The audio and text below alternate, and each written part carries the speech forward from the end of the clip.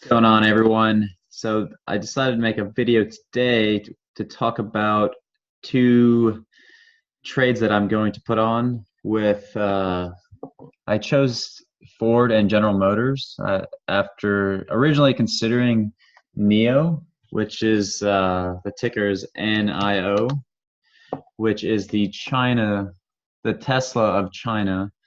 But um, I decided to take a look at like the American companies uh, because I was looking at over this chart with Joe Farah, one of the guys that I trade with all the time, and he said to me, let's look at GM and Ford since there's not much data on this IPO, and there might be a better setup because there's obviously not a lot of data here, so it could go either way. Although we do have a doji on the daily candle, but I think the risk reward isn't really that good on this particular stock. So let's take a look at, first I want to look at General Motors. The ticker is GM. I'm on ThinkOrSwim, by the way, and this is the trading platform that I use for my analysis. And you can see I have a lot of indicators, mainly moving averages. I have trend lines that are automatically drawn for me based on all these studies I've developed with Joe, or he's mainly developed them himself, and I've helped optimize them more or less. So the bottom two we have, or the top one of the bottom indicators is the RSI study. And also the bottom is the DMI volume, which is just an ADX DMI study. So they both give me momentum, which direction that the trend is going, at least in the near term. So let's look at General Motors. I'm going to zoom in, and I really like this price action on, this is a DMI skid line. Anytime you see like a dash line like this, the red and orange ones are not as important if you see a yellow or blue one ever on my screen when I'm doing more videos like this. But we held here, we're closing above this 33.44 on the last three candles. And right now what I'm looking at is taking an option trade. I'm probably just going to pick October calls because I anticipate some type of move to come in the next week or so. So I'm not really worried about holding it too long.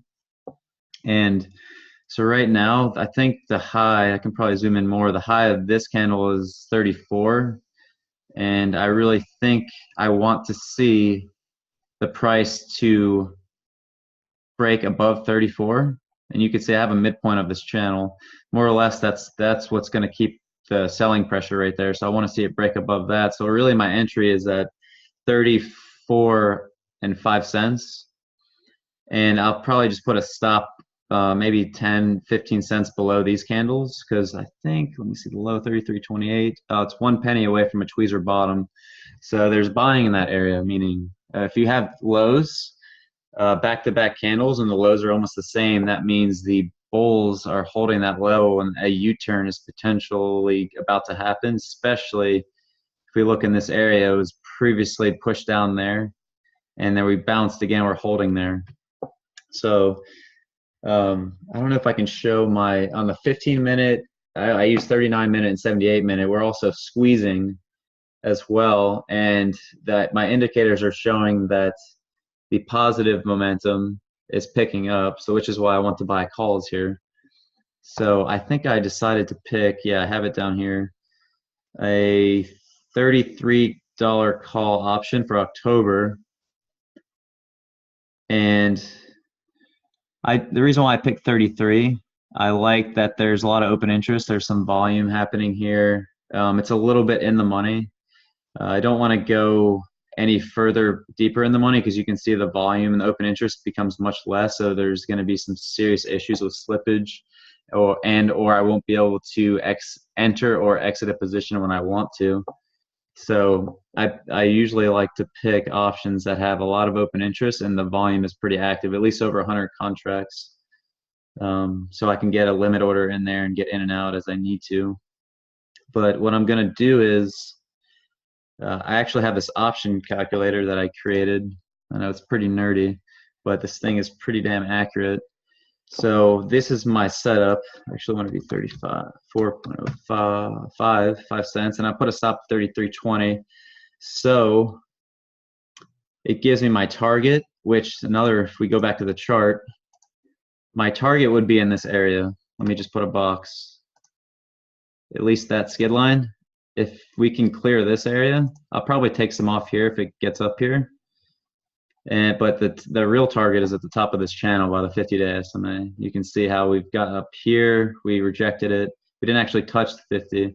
We didn't touch it here, but we're in a nice down channel. So the price might do something like this and then come in a little bit and maybe continue higher. But I'm not going to be greedy. I'm going to, if the market offers me profit, I will take it and move on to the next trade.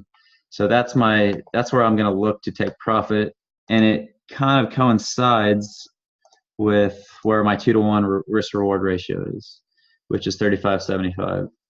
So I put in the option info, which is the $33 strike price, like I just showed you on the other screen, and the volatility right now of GM. You can actually get that. Let me just close this. You can get that down here. The implied volatility right now of GM is 28.27%. So that's an input here. The interest rate's actually 2.25 now, so I have to update that. It doesn't really have a huge effect on the option price, and the amount of days till expiry is 19. I use calendar days. So we're looking at an option price, if I'm risking $250, about $1.50. Stop, about 97, about 4 contracts, and this is the more or less the target price on the option I'm looking for. But I always go in here and verify it on ThinkOrSwim. So I actually have it at 147 now. That's probably what I'll put it at because it's closer to the 34.05. So I usually will pick the ThinkOrSwim price because I do trust that it's a little bit more accurate, but I use my calculator as a first guideline to where I think it should be. So 147 is probably where I'll pick it, and it'll be a stop limit. I'll put the order in my other account because I just use ThinkOrSwim for the analysis. But I just want to show you one more thing why I also pick 147. If you go to the $33 call, you can actually send this to blue because I have my charts linked to the blue color. So what that does is throws my option price on the daily chart, so I can actually see how the option prices move over a daily time frame. And right now, I'd actually want it to see above 152, $1.52 to get above there, and then we should be able to get back up to that $2.50 range, like it's closer to my target. But I'm going to pick 147 because there's some theta. If you don't know what theta is, every day there's some depreciation of the option contract. There's intrinsic value, which is actual value in the option contract, and extrinsic value is pretty much time value. So you can have a strike, say $33, which is the one I picked, and I think the price of GM was $33.70. There's only 70 cents of intrinsic value, and the rest is extrinsic. So theta is just a Greek variable that goes in the option pricing model that will eat away at that premium. So you have to take that into account when you're, like, these prices will change, like by a couple cents every day. And you can actually see, before I go back, the 147 is actually the high of this candle. That's why I picked it. So take 2 days. We'll see what the theta actually is on this. The theta is 2 cents. So I just picked 147, taking into account theta so I can get a possibly a better entry, 4 or 5 pennies cheaper. And that's the trade that I will do. And I will update it next week, or however the trade progresses. I'll make another video to see the results of it, win or lose, see how we did. And before I leave you guys, I want to look at Ford because it's very similar pattern. I actually like Ford better because we've got kind of like a hammer on the daily chart.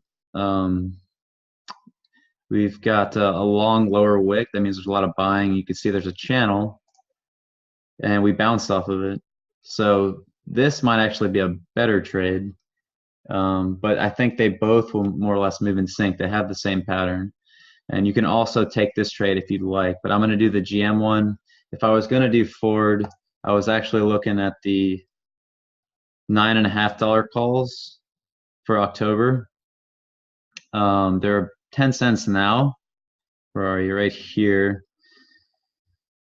You can do the $9 ones or the 9. I like either of these two. Because I would actually pick the 9 if you want some more intrinsic value. So if it doesn't move as much, if you want to close the position, you'll have some value left. But I typically like to take trades in options where they're absolute zero risk, but sometimes it's not possible, like on the GM one. So I'll make another video next, maybe this week. We'll just see how that trade progresses on GM. And let me know if you guys have any questions. I can explain further on like how I set this up. If you have any option questions, just ask away in the comments, and I'd be more than stoked to help you all out. So until then, I'll see you guys soon.